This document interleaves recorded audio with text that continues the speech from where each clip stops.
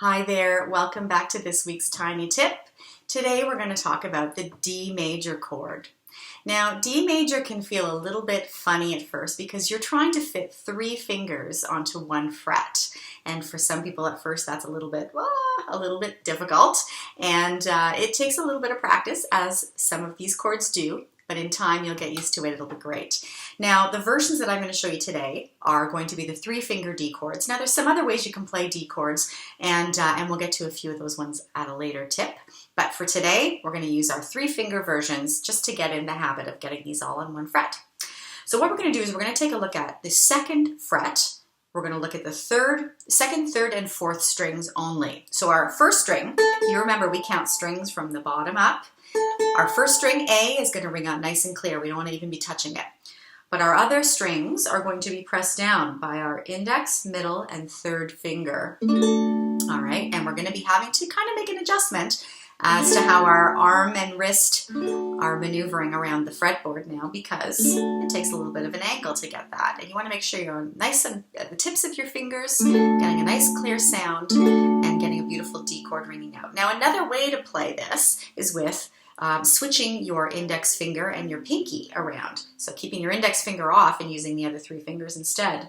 Same strings, placing them down, but keeping your index finger away. And this can be maybe easier for some people to play, but it can also be an option where you might want a more efficient transfer to another chord that comes after, like, for example, E major, where it has a very similar kind of shape. But if you're going to E, I'm going to be sliding up the fretboard to the 4th fret with that same set of 3 strings down and then using my index finger. So we'll practice E later.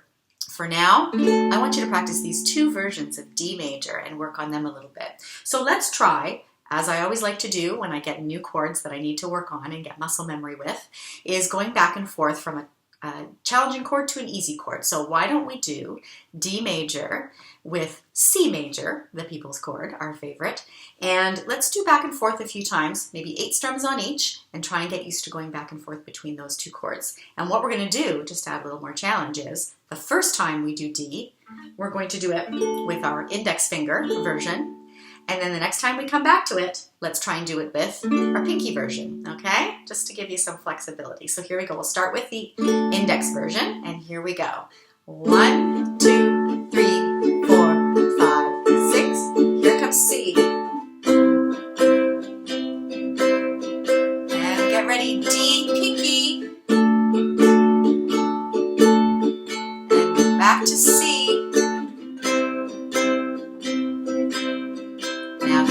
Index finger version. Good. One more time to C. Last time, pinky. And we'll end right there. Good stuff. So that's a great way to practice getting used to playing that D major chord. And it will be your friend, and there will be some other versions later, but for now, good luck on the 3-finger D major. We'll see you next time.